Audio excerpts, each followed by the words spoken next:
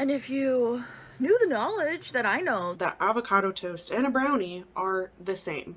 A neurochemical con job. Hey, hope everyone's feeling good today and ready to look at some TikToks with me. Okay, do I need to do some housekeeping? Okay, so for those of you who don't know, these are my boundaries for the space that I've created online. If I don't say the words, hey thin person, can I know about your experience in this scenario?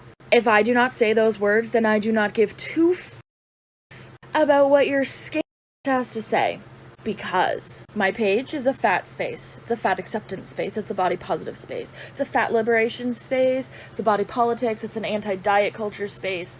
It's not a let the fat person talk and then every thin person needs to chime in and give me their unwanted situation about whatever I'm talking about. Because that's not how you be a good ally. And if you found that that comment on the video was offensive, then you need to educate yourself. So stop projecting.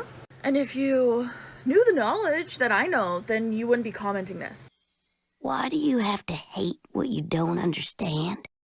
I feel sad for anyone who thinks this is how they're going to achieve their goals of fat liberation or body positivity, or their goals of not being miserable all the time.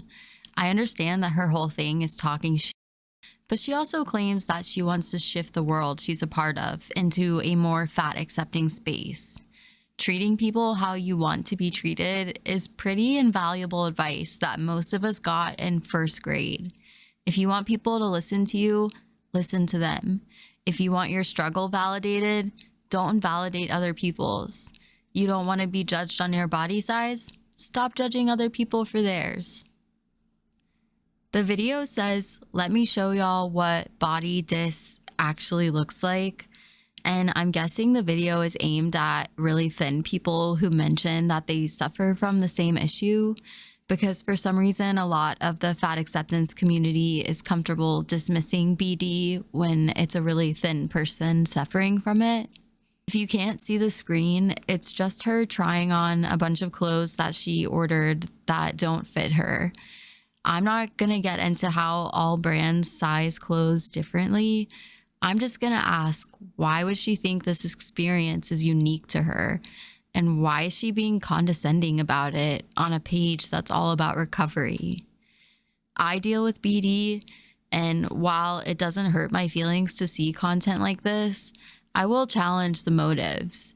It's not educational or informative, in my opinion. It's a power play. Tess Holiday can be anorexic, but if you're skinny, then there's no way you have a meaningful experience with ED or mental illness. This video says, me trying to resist the urge to call someone fat after they call me bony. And two fat positive creators have stitched it, looking at her pretty disgusted. And one says they bet $100 this never happened. And I'm just curious to hear opinions on this. Do you think it's okay to call someone fat if they call someone bony? Or do you think one is worse than the other? I will say she would lose that bet though. This next video is a reply to a comment that says, been eating intuitively for about a month, still eating entire bags of candy, entire pans of cinnamon buns, no desire for plants. Help? You start allowing yourself unconditional permission to eat all foods without any restriction, it could be a while that you're just going to town on all the foods that you used to have rules or judgments for yourself around, and maybe no interest in the stuff you used to eat all the time or even force yourself to eat, which for a lot of people might mean not wanting veggies. This is normal. The point of this process is something called habituation. The more you're exposed to these foods and recognize you can have them anytime you want, the less exciting they become. This person just told her that for almost a month, their body has been telling them to eat candy and cinnamon rolls, and this certified nutritionist is telling them to lean into that.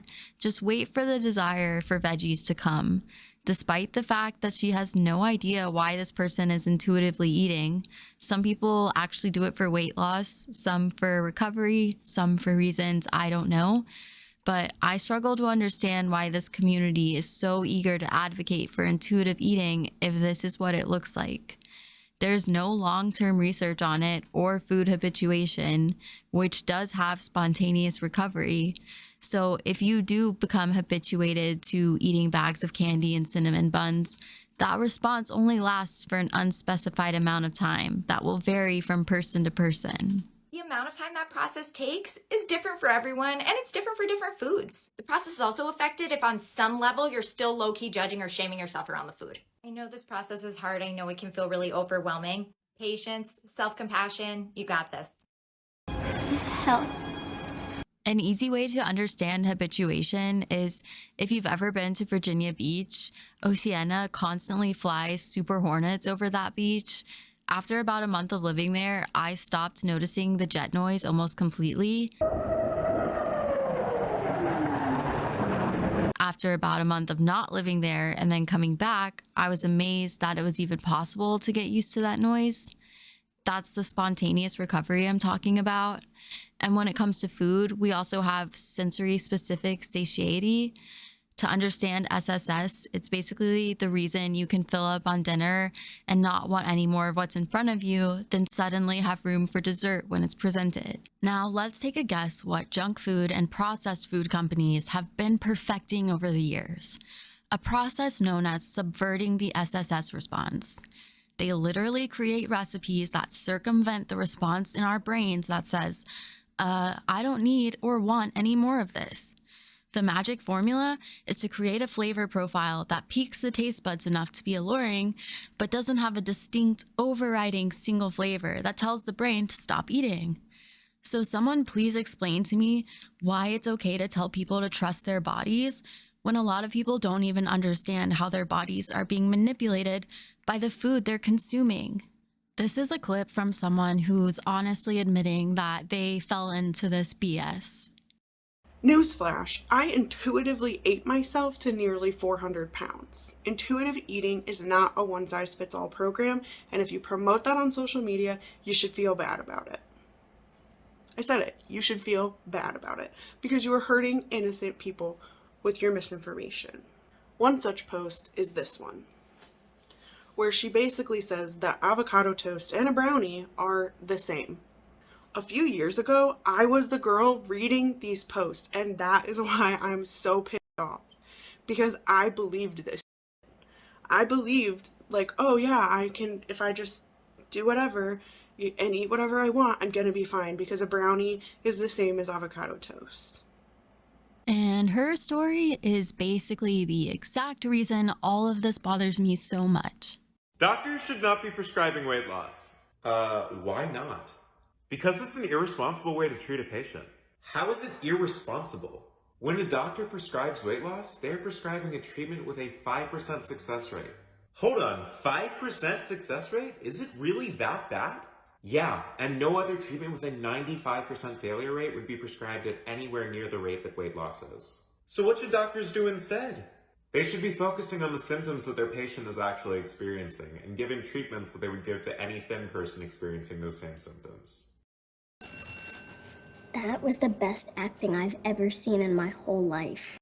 You definitely don't need to be a doctor to understand a lot about your own health and wellness. Just like you don't have to be a doctor to understand that this guy is not someone you should take medical advice from. Doctors get it wrong plenty of the time. We've talked about how medical error is one of the leading causes of death in America, not unlike obesity-related illness. Losing weight is actually the solution to a lot of people's issues.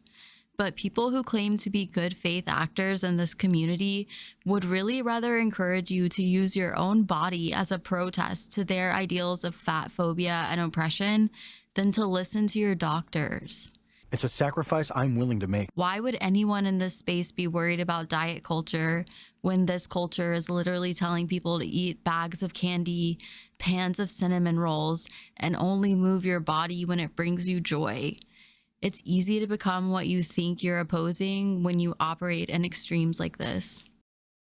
The clip I want to end on today is not a progress pic, but it's an account from a burn survivor, and she makes body positive content that makes me legitimately happy that this community exists. Sometimes you literally just want to exist. Like, you just want to exist. You just want to exist in peace. You just want to, like, do everything like everybody else does. You want to just go in the store to go get a book, but you can't because you feel too uncomfortable, because people are starting to follow you around and stare at you. Like, I understand, like, people are going to look, like, no shit, but it's just like, to stand there and to stare at somebody for like 5 minutes, it's like, I just don't, I honestly just do not get it. I've been dealing with this shit since I was like 1, so like I'm pretty used to it. Like, it's not like, you know, but it's just, I have days sometimes where I like literally just cannot. Imagine having the experiences she has and then hearing language from this community like existing in a larger body. It's disrespectful. Anyways, she's really lovely, and if you want some solid body positivity in your life, go check out her account. I'm gonna put her TikTok name in the comments. Thanks for coming to hang out on this video and making it to the end if you're still here. Let me know what you thought about it down below. I'm working on having another video up in the next few days, so everybody take care until then.